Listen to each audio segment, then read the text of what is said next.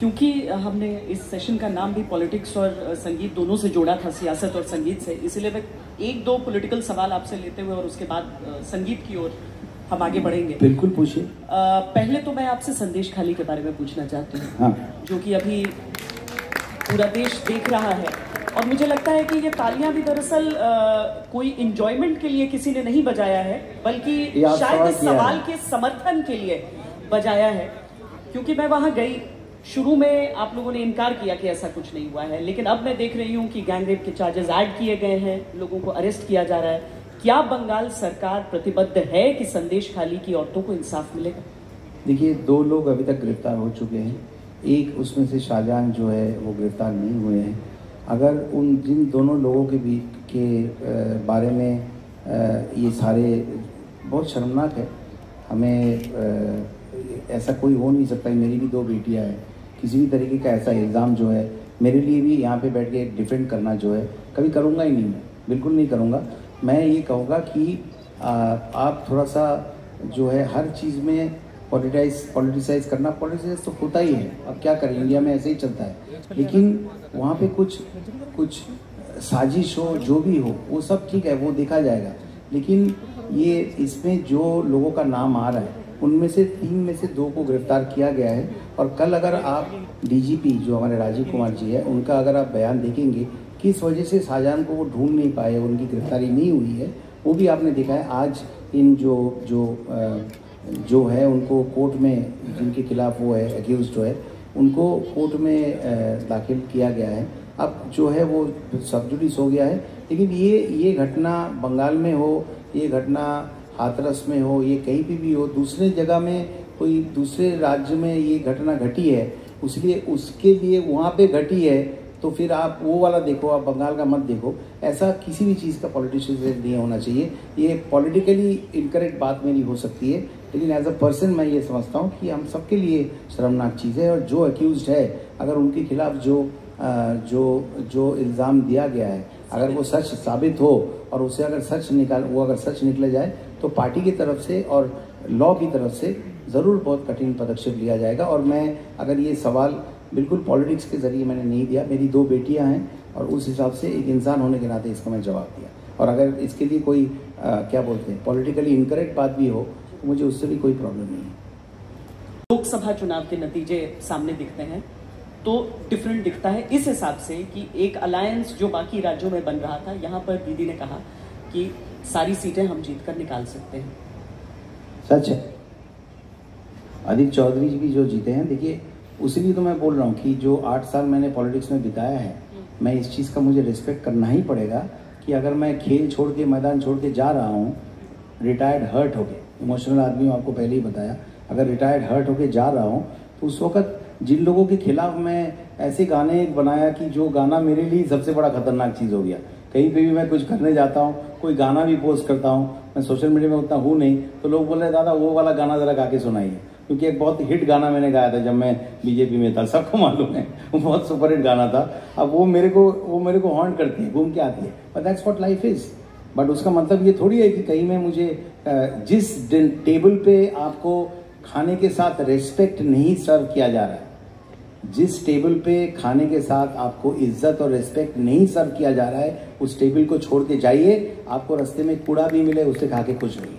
Simple सी बात है। अगर मैंने बीजेपी छोड़ी है तो यही कारण है, सिंपल सी बात। यहाँ पे ताली बजे ना बजे, मुझे मैं सच में बता रहा हूँ, अगर आपको अच्छी बात कोई लगे तो ताली बजाइए, नहीं लगे तो सोशल मीडिया में जाके लिखिए। मैं सोशल मीडिया में नहीं हूँ, इसलिए पता नहीं चलेगा आप लोग क्या लिख रहे हैं। हाँ, मुझे कोई वैलिडेशन की जरूरत नहीं है। I am very happy with myself. My wife thinks I am the best husband, both my daughters think I am the best father. My mother died saying even on the last day that I am the best son in the world. My father और spends 24 घंटे में से 16 घंटा मेरे bedroom में बिताते हैं। हम लोग साथ में गाते हैं, साथ में वो करते हैं। मेरे इंस्टाग्राम में आप देखिए, माई मामी बात करती थी, उनको सब हर हफ्ते उनमें से एक पंछी को ढूंढ के मेरे बेडरूम में मैं रखता हूँ। 1 हफ्ता वो रहता है, उसको खूब खिलाता हूँ, बात करता हूँ, फिर उसको छोड़ देता हूँ, दूसरी की पारी आते हैं। तो वो भी सोचता है कि हमारा जो वो है, माई स्टाफ 24 साल 25 साल मेरे साथ काम कर रहे हैं, कोई छोड़ के जाता नहीं। दोनों मिनिस्ट्री रिन्यूएबल एनर्जी जो है वो, उसमें आप बहुत काम कर सकते हैं। कितने बन सकते हैं? हम लोग 900 स्कूल में सोलर वो लगा रहे हैं, 50 कॉलेजेस में लगा रहे हैं, 104 गवर्नमेंट बिल्डिंग्स में लगा रहे हैं। मैं चाहता हूँ कि जल्द से जल्द वो काम हो जाए। दीदी मुझे एक्सेसिबल है। अब वहाँ पे तो आप भटकते रहोगे, किससे आप बात करोगे? यहाँ पे आप डायरेक्टली मैं चीफ मिनिस्टर को आप मैसेज कर सकते हैं कि दीदी ये करूँ या नहीं करूँ, आपको जवाब मिल जाएगी क्या करना है क्या नहीं करना है। तो I am happy here, I am doing my work. जो चीज़ के लिए लोगों को हमें जवाब देना पड़ता है, जहाँ पे मेरे पास जवाब होता है वहाँ मैं जवाब देता हूँ। जहाँ पे मुझे लगता है कि जवाब नहीं दे सकता हूँ, मुझे इल्ज़ाम लेना है और मेरा सर झुक जाता है किसी चीज़ की वजह से, देश में कोई घटना हो, इधर कोई घटना हो, वहाँ पे मैं चुप रहता हूँ, मैं कोई जवाब नहीं देता हूँ, कोई जस्टिफाई नहीं करता हूँ। हर चीज़ में मुझे पॉलिटिकल जवाब देना ऐसा ज़रूरी थोड़ी है। People should realise that I am a singer, I am emotional person, so my answers will be from a human side.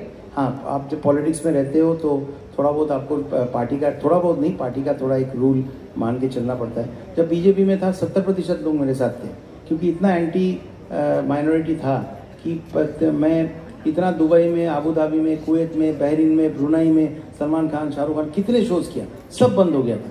मेरा दुबई में नादिल शिवा रेसकोर्स में शो हुआ था, इतना बड़ी जगह में। अल नाहयान जो शेख है वो जब इंडिया आए थे तो किशोर कुमार के गाना मेरी आवाज़ से और रफ़ी साहब के गाना सोनू निगम की आवाज़ से सुनना चाह रहे थे, तो दिल्ली में अशोका होटल में अमर सिंह जी हमको लेके गए थे। हम जब दुबई गए थे वो उनके पैलेस में मुझे लेके गए थे अबू धाबी में, लेकिन वहाँ से सब शोज़ बंद हो गए, सब बंद हो गए थे, क्योंकि मैं वो दंगेबाज ये वो सब फलाना जिनका आने वाला था। मैं ये नहीं बोल रहा हूँ कि मेरा बीजेपी में जो टाइम था वो ख़राब था, बिल्कुल नहीं, एक डिसीजन की वजह से मैंने छोड़ा। बट उस वक्त मैंने पार्टी की लाइन जो है वो पकड़ के चली ना मैंने, लेकिन उसके लिए मुझे बहुत बड़ा सैक्रिफाइस करना पड़ा। अब देखिए मैं कुवैत जा रहा हूँ शो करने के लिए, अभी इंडोनेशिया जिसमें मुस्लिम पॉपुलेशन सबसे ज़्यादा है वहाँ पे शो करने आया हूँ, जो कल ही टीवी में दिखाया है वो, तो सब मैं शोज़ करके आ रहा हूँ। तो पहले मेरा ऑडियंस जो है, कभी सोचता हूँ तो 70% था, 30% मेरे से दूर चले गए थे। अब मेरा ऑडियंस 100% है, सब लोग मेरे गाने सुनते हैं। एज अ सिंगर मैं बहुत खुश हूँ, सुबह अच्छा काम करता हूँ, मूड अच्छा रहता है, रात को अच्छा गाना गाता हूँ। क्योंकि बंगाल में एक भी सीट जीत नहीं सकते हैं, तो मुझे लगा था कि उस क्षण में कुछ है, झील के उस पार कुछ है, तो मैंने चैलेंज ग्रहण किया और कहा कि मैं एक भी सीट अगर आप बंगाल में जीते तो वो मैं जीत के दूंगा, लेकिन मैं अपने पॉकेट का एक पैसा खर्चा नहीं करूँगा, एक पैसा नहीं खर्चा करूँगा, पूरा बीजेपी को करना पड़ेगा खर्चा, लेकिन मैं अपना वो बैलेंस शीट में ना एक आपका एसेट साइड और लाइबिलिटी साइड में ना, एसेट साइड में गुडविल अकाउंट होता है, इट इज़ इंटेंजिबल, उसका कोई वैल्यू नहीं होता है, बट एक गुडविल अकाउंट लिखा रहता है, इतना है। तो that is what I will do and I did that. और उन्होंने मुझे सपोर्ट किया। राजनाथ जी बोला कि तुम्हारा कॉन्फिडेंस अच्छा लगा, लेकिन उसमें भी मुसीबत हुई थी। मैं श्रीरामपुर का लड़का हूँ, डॉन बॉस्को लिलुआ बैंडल में पढ़ा हूँ, तो इट वॉज नेचुरल कि मैं श्रीरामपुर से लड़ूंगा। बट ऐसा हुआ कि बपीदा लड़ रहे थे, बपीदा की मिसेस जो मेरे एकदम फैमिली है, उनका फ़ोन आया कि देखो आसनसोल बहुत ख़तरनाक जगह है, दूर भी है, बपीदा को पैर में थोड़ी सी तकलीफ थी, तो श्रीरामपुर से तो तुम लड़ोगी क्योंकि तुम्हारा होम टाउन है, मैं कैसे बोलूँ कि वो छोड़ दो तुम, तो इस बार बपीदा नहीं लड़ेंगे, तुम लड़ लो श्रीरामपुर से, 2 ही सीट बाकी थी। तो मुझे मन में ऐसा लगा कि मैं सेंचुरी करूँगा, ये तो मैं कह चुका हूँ, तो कोई बात नहीं। बपीदा ने मुझे गाना दिया, ज़िंदगी का पहला गाना उन्होंने दिया, ज़िंदगी 4 दिन की, ऋषि कपूर के लिए। तो मैं बोला दादा आप बैंडल से, आप श्रीरामपुर से लड़ लो, मैं अवे ग्राउंड से सेंचुरी करूँ, और करके दिखाया ना। तो कुछ तो नियत में मेरी अच्छी होगी कि जो मैंने चाहा वो हुआ, सिंपल सी बात है। पर उस टाइम काम बहुत ज़्यादा और मतलब बहुत बिजी रहने लगे ज़्यादा था। जितने भी आंसर्ड क्वेश्चन थे आप प्लीज़ रिकॉर्ड में हैं, मैं 2018 में मैं रिज़ाइन कर दिया था। आप डेट भी आपको पता चल जाएगा, जिस दिन हमारे राष्ट्रपति जी ने राष्ट्रपति भवन में सारे ईस्टर्न एमपीज़ को ब्रेकफास्ट करवाया था, उसी दिन जो है मैं उधर से चल के गया। मेरी बीवी और मम्मी को पूछा कि मुझे नहीं अच्छा लग रहा है, क्योंकि आसनसोल में एक घटना घटी थी जिसमें मुझे राइट के लिए मुझे जमींदार ठहराया गया था। मैं बिल्कुल घर से भी उस दिन नहीं निकला था। ये अलग बात है, बाद में इमाम साहब ने कहा था कि रात को मैं 1 बजे उनको साइकिल में मीट करने के लिए आ रहा था, उन्होंने मुझे रोक लिया कि बेटा मत करो। मैं बोला नहीं, मैं आपसे मिलना चाहता हूँ क्योंकि मेरा कोई हाथ नहीं है। तो वो मुझे बहुत दिल में बहुत लगा था, तो मैं छोड़ ना रहा था। प्रधानमंत्री जी को वो लेटर दिया मैंने, रेजिग्नेशन लेटर मेरे पास। तो जो कुछ नहीं काम था, मैं कितने बार प्रधानमंत्री जी के घर पे जाके बोला कि MOS होके ये बॉम्बे में मेरा बहुत बड़ा घर है, मैं खुश आदमी हूँ, गाना गाता हूँ, पैसे भी कमाता हूँ, ये ऐसा बंगलों में रहना और कुछ भी काम नहीं है, ऑफिस में जाके सिर्फ पार्लियामेंट का अनस्टार्ट क्वेश्चन है और उसमें साइन करते रहो, आप कोई डिसीजन नहीं ले सकते हो, कि ऐसा मुझे I was not enjoying. So smart cities, उसकी बात क्यों नहीं किया जाता है? 100 स्मार्ट सिटीज की बात हमने सुना है पिछले 5 साल में? क्यों नहीं किया? प्रधानमंत्री जी के घर पे जब उसका ये चल रहा था, पीपीटी चल रहा था, मैं बाहर से आया हूँ, कहा कि ये इसका एग्जीक्यूशन नहीं हो पाएगा, जो आपके ऑपोजिशन है वो अपने स्टेट में इसे होने नहीं देंगे। स्मार्ट सिटीज ये ठीक नहीं है, ये गलत हो रहा है। तो नहीं हुआ ना, स्मार्ट सिटीज कहाँ है? कुछ नहीं हुआ। कुछ लोग कहाँ पैसा गया, कौन सी जगह में स्मार्ट सिटी है, अब आदमी स्मार्ट है या सिटी स्मार्ट है, वो लोग सोचें। बट काम कुछ नहीं था वहाँ पे, सिर्फ बड़े बड़े इतने पार्लियामेंट की इतने फाइल्स आते थे और सब में साइन करते रहो। एक थोड़ा पढ़ो और साइन करते रहो। आज से 4 साल पहले उसके फोटोग्राफ्स मैं पेश कर चुका। आज तो अलग अलग स्टेशन की छवि दी जाती है। वो कब मैं बना दिया, फर्स्ट पासपोर्ट ऑफिस, फर्स्ट ये, मैं भी तो अपोजिशन में ही था, करके दिखाया ना। अब देखते हैं जो 18 लोग जीते हैं उसमें से कितना लोग अपने अपने सीट पकड़ के रख पाते हैं। डाउट? मुझे डाउट नहीं है। अगर आपने काम किया है तो आप सीट जीतेंगे। लोगों को क्या फर्क पड़ता है? सब लोग पॉलिटिक्स थोड़ी ना करता है। उनको देखना चाहिए कि हमारे कॉन्स्टिट्यूंसी में हमने जिसको जिताया वो काम कर रहा है कि नहीं काम कर रहा है। सिंपल सी बात है। To me politics is like that. अगर क्या लीडर आपको सपोर्ट कर रहे हैं, बाकी तो पॉलिटिक्स में बहुत कुछ कंट्रोवर्सीज होंगे, तो कभी खत्म नहीं होगा, वो तो होता रहेगा। लेकिन हर चीज के साथ आप अपने आप को जोड़ ले और उसी को बहाना बना के देखता है, उसी के बलबूते आपको जिताता है या हराता है। मैं तो, मेरे लिए सिंपल है, मैं वोट कराना नहीं जानता हूँ और कैसे एक जगह में जीतना होता है, कैसे जीता जाता है, जो सब बहुत होता है ना, जैसे अमित शाह जी वोट कराना जानते हैं, कैसे एक जगह जीता जाता है। मुझे ये सब में भी मैं वो जगह जीत जाऊँगा। आसनसोल में भी वही रवैया था, इधर भी बालीगंज में भी वही रवैया है। अगर काम करूँगा, लोगों को दिखेगा तो मैं जीतूंगा, नहीं कर पाऊंगा तो हार जाऊँगा। सिंपल सी बात।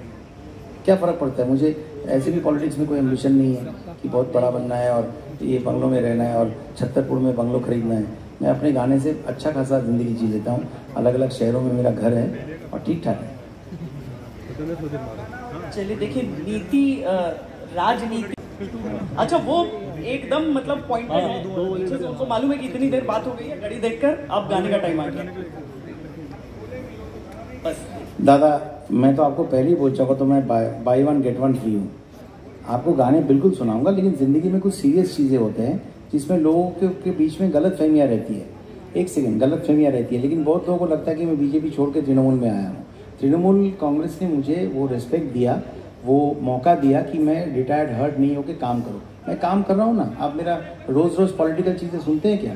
बट वो मेरी ज़िंदगी, एक सेकंड रुक जाइए प्लीज़। रोज़ मुझे ये सच्चाई बोलने का मुझे मौका नहीं मिलता है। श्वेता जी बहुत सीनियर जर्नलिस्ट है, उम्र में मेरे से बहुत छोटे हैं, हाँ, लेकिन तो जानबूझ के बोलना पड़ता है ना, जो भी आपका। तो जैसे देख, मेरे सामने बैठी है दीदी, आपका एज 50 या 40 हो ही नहीं सकता है। What ever your age is, it is the 50th anniversary of your 25th birthday. मतलब लेडीज़ का ये मेरा बात नहीं है, बिल क्लिंटन का है। आप अपनी बीवी की उम्र जब 35 हो जाए, अम्मा बोलिए कि ये 35 आपका 35 एज हुआ, ये लीजिए प्रेजेंट। आप उनको बोलिए कि आपका 25th बर्थडे का 10th एनिवर्सरी का गिफ्ट आपको दे रहा हूँ, देखिए कितना खुश हो जाएंगे। करके देखिए, एक्सपेरिमेंट है, घर पे करके देखिए। तो ऐसी सीरियस बात करने का मौका नहीं मिलता है, तो ये करना ज़रूरी था। उसके बाद आप मुझे गाना बोलिए, मैं बिल्कुल गाऊंगा। ये एक समय आपसे बात हुई थी, आपने कहा कि उतना टाइम नहीं मिल पाता है कि मैं बार बार बॉम्बे जाऊं, रिकॉर्डिंग्स, वो मतलब लाइफ एक ढर्रे पर चल रही थी एक गायक के तौर पर, और उसके बाद नेचुरली आपने अपनी जिम्मेदारियों को बांट लिया। पर आखिरकार पैशन तो यही है। मैं तो बोला पैशन म्यूजिक है और रिस्पॉन्सिबिलिटी पॉलिटिक्स है। एग्जैक्टली यही सवाल का जवाब तो अभिजीत दे के गए हैं।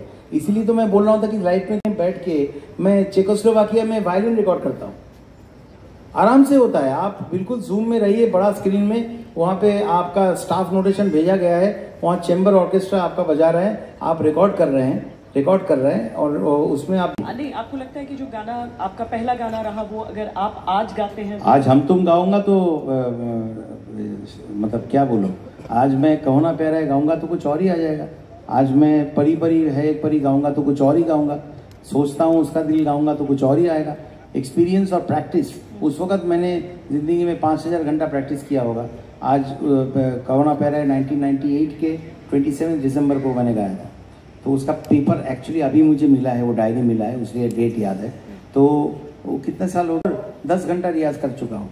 तो उस टाइम पे मेरा 5 घंटे की रियाज थी, अभी 30 घंटे की हो गई, तो मैं बेटर नहीं गाऊंगा। ये तो साइंस है। As long as I keep myself fit, as long मैं सांस ठीक से ले पा रहा हूँ, मैं कल रात को 1.25 घंटा पढ़ा हूँ, यू नेवर नो, तो उसमें कोई गाना हो मैं गाऊँ, तो मेक योर ओन स्पेस, की बी पॉजिटिव, ब्लड ग्रुप भी बी पॉजिटिव है, बी पॉजिटिव। और अगर कल आपका खराब है तो always get up and remember, कल खराब है कोई बात नहीं है, एक परसों भी तो आएगी। तो नेगेटिव होके गाली गलौज करके, भले वो पॉलिटिक्स हो या म्यूजिक हो या लाइफ हो, कोई फायदा नहीं है, देयर इज नो क्वेश्चन। मेरी बीवी के साथ कितना अच्छा अंडरस्टैंडिंग कर लिया, जब वो गलती करती है वही मुझे माफ कर देती है, कोई टेंशन ही नहीं है। गलती वो करती है लेकिन माफ भी वही मुझे कर देती है, मुझे नहीं करना पड़ता है, तो बड़ा घर पे भी बहुत शांति है।